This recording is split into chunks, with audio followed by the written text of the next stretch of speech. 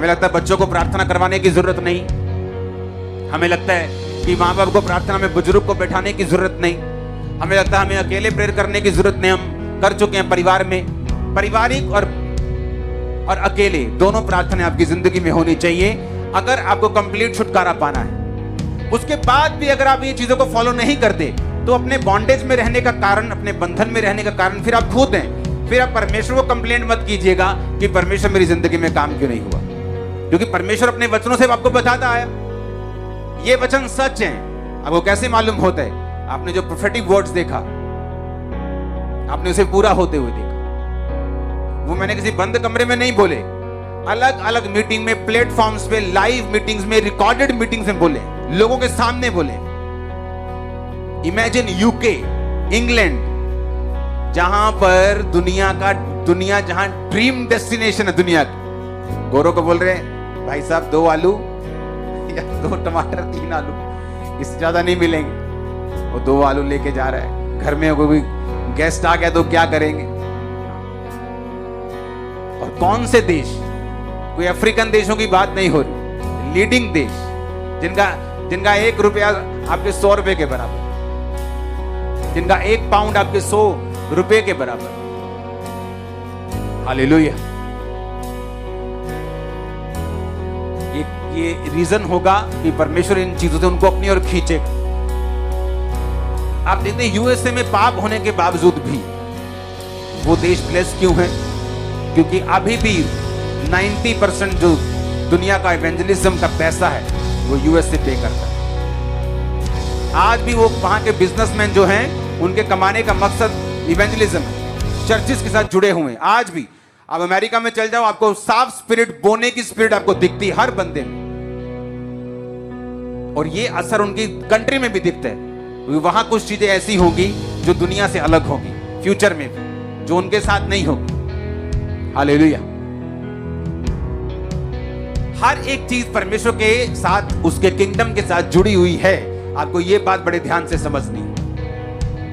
अगर आपको छुटकारा लेना है, वचन के साथ जुड़ना, जीवित चर्च के साथ रहना, अकेले प्रार्थना करना, परिवार के साथ लिखकर प्रार्थना करना, हालेलुया, और डिसिप्लिन में रहना। बोलो अपने पड़ोसी को, डिसिप्लिन में रहना, ऊंची आवाज में आमीन।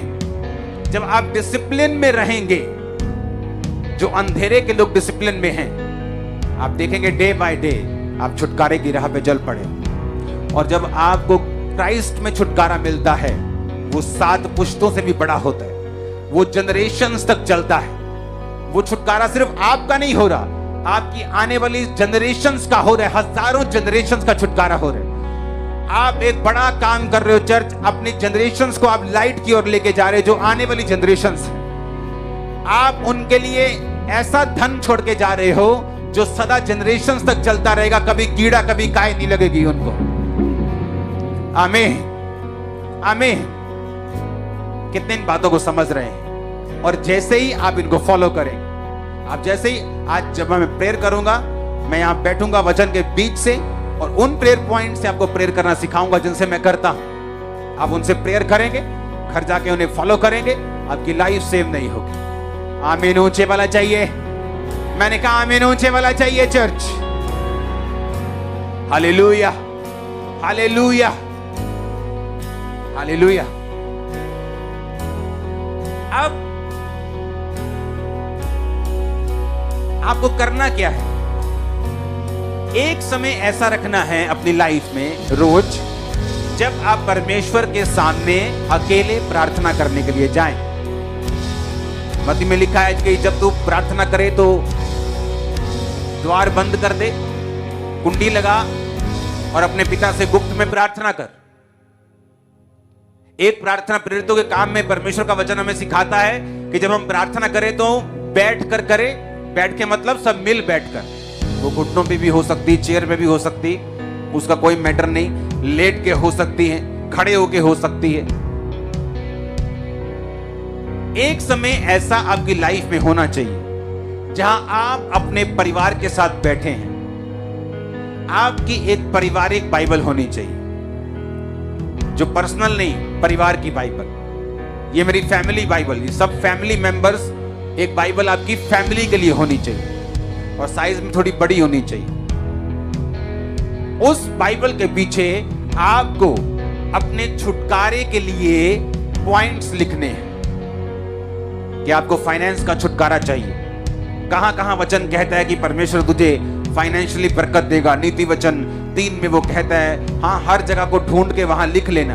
और जब आप बाइबल पढ़ेंगे और जब आप प्रार्थना करने के लिए परिवार के साथ बैठेंगे, आप उन पीछे पन्नों को खोलेंगे, आप 15 मिनट वर्शिप करें, 15 मिनट आप प्रेयर करें, 15 मिनट फिर लिखित प्रेयर करें और पूरा परिवार उन लिखित वचनों से, कि बाइबल के वचनों से, कि वचन में लिखा है कि जब तू अपने खेत खत्तों से पहली उपज को खुदावंद को देगा तो वो तेरे खत्तों को भरा पूरा। ऐसे सारे वचन जो बाइबल में हैं, आप बोल बोलकर उन वचनों को पढ़ेंगे और आपका परिवार जो है वो आपके साथ पढ़ेगा।